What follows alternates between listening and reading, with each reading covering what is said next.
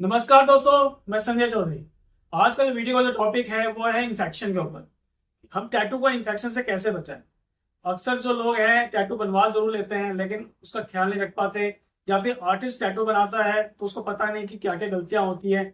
तो ये जो वीडियो है वो टैटू आर्टिस्ट के लिए भी है और क्लाइंट्स के लिए भी।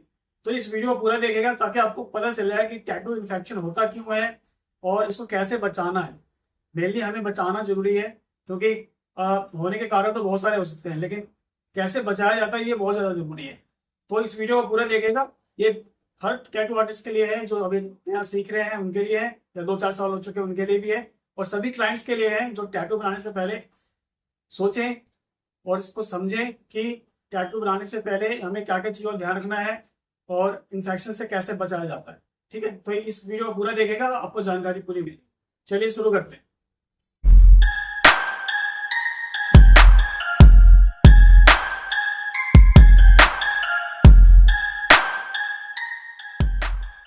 देखिए, टैटू को इन्फेक्शन से बचाना है तो सबसे पहली बात यह है कि आप जिस भी टैटू आर्टिस्ट पर जाते हैं वो सर्टिफाइड हो। सर्टिफाइड से मतलब मेरा ये नहीं है कि वो कोई बिगिनर है या प्रोफेशनल है। ये प्रोफेशनल और बिगिनर एक अलग चीज है, उसका बहुत फर्क पड़ता है। ठीक है, लेकिन अगर वो सर्टिफाइड है, सर्टिफाइड का मतलब ये है उसने प्रॉपर ट्रेनिंग ले रखी है, उसे पता है कि टैटू कैसे बनाया जाता है, स्टूडियो कैसे मेंटेन किया जाता है, किस तरीके से हाइजीन को मेंटेन किया जाता है, किस तरीके से मशीन्स को यूज किया जाता है, कैसे सेटअप यूज किया जाता है। तो उसका सब कुछ पता है कि कितना डेप्थ जाना है, कितना प्रेशर पे कंट्रोल करना है, और उसके सारे टेक्निक्स जानता है। प्रॉपर उसने ट्रेनिंग ले रखी है। तो सर्टिफाइड का मतलब ये है कि उसने प्रॉपर ट्रेनिंग ले रखी है।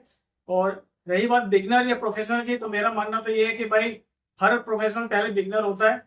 तो हर किसी का इतना पैसा नहीं होता कि प्रोफेशनल से टैटू बनवा सके, तो कुछ लोग बिगनर के पास भी जाते हैं, कुछ 6 महीने पुराने आर्टिस्ट के पास जाते हैं, कोई 2 साल 1.5 साल पुराने आर्टिस्ट के पास भी आते हैं, कोई 10-15 साल पुराने आर्टिस्ट। तो यहाँ मेन बात है कि वो सर्टिफाइड होना चाहिए, प्रॉपर ट्रेनिंग ले रखा होना चाहिए।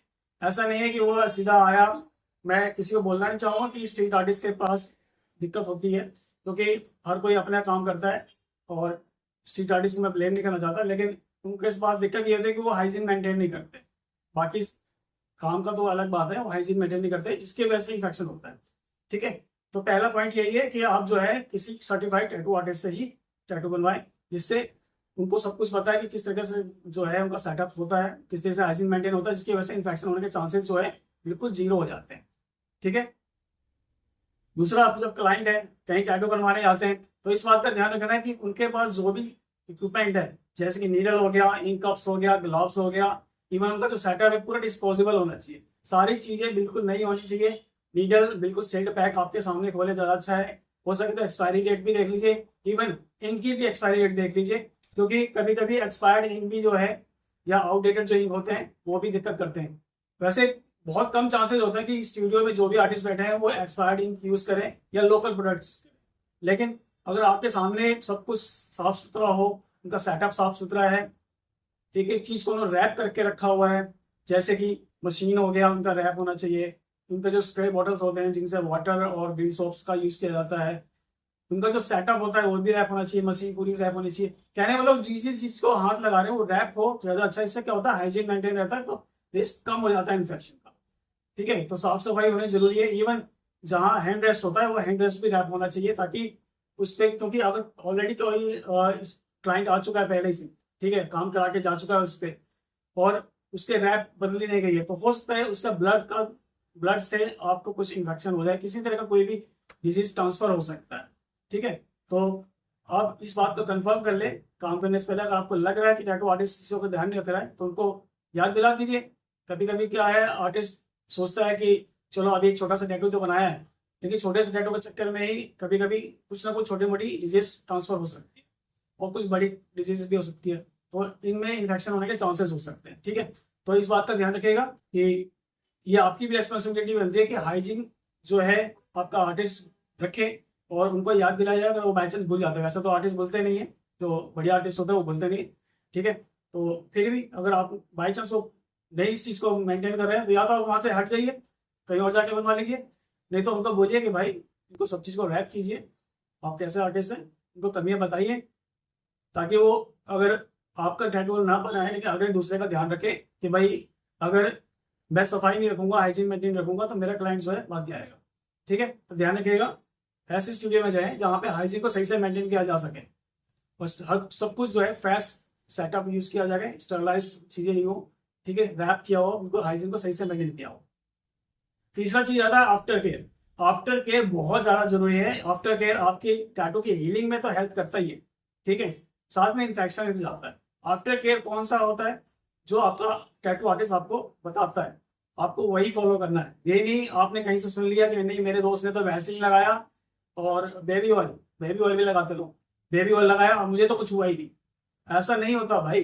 कभी भी वैसलीन और किसी भी तरह का ऑयली प्रोडक्ट कभी भी स्किन के ऊपर, जो फ्रेश टैटू स्किन होती है, उस पर कभी यूज नहीं करना चाहिए, ये हार्मफुल हो सकता है, ठीक है। तो आपका टैटू आर्टिस्ट जो भी आपको सोप हो गया, एंटीबैक्टीरियल सोप हो गया, या कोई क्रीम बोलता है, या कोई मेडिसिन, तो ऐसा तो बोलता नहीं है, लेकिन एंटीबायोटिक खा लेना चाहिए अगर आपका टैटू काफी बड़ा है तो 1-2 दिन के लिए एंटीबायोटिक खा लेना चाहिए। वो क्या है कि इन्फेक्शन से आपको बचाएगा।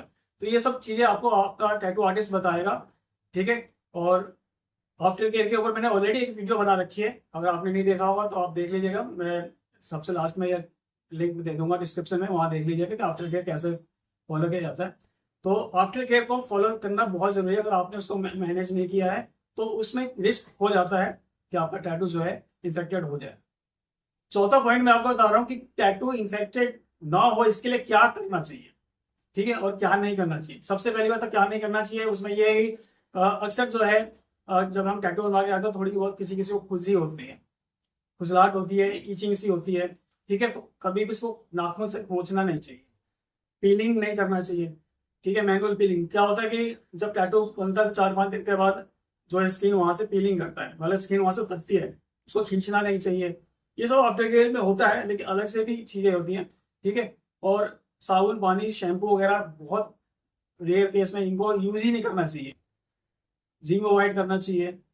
तो ये सब चीजों का अगर आप ध्यान रखते हैं तो आपका टैटू इन्फेक्टेड नहीं होगा। मैं आपको कुछ साइंस बताता हूँ कि आपका टैटू इन्फेक्टेड हो गया कि नहीं हो गया, आपको पता चलेगा। सबसे पहले टैटू का जो एरिया है वहां पे क्या होगा, रेडनेस हो जाएगी। जहां टैटू बना हुआ चारों तरफ से पूरा टैटू जो है रेड सा हो रहा होगा, पूरा स्किन जो होगा वो रेड सा होगा, और ऐसा कुछ हो रहा है तो समझ लीजिए आपका टैटू इन्फेक्टेड हो चुका है, ठीक है।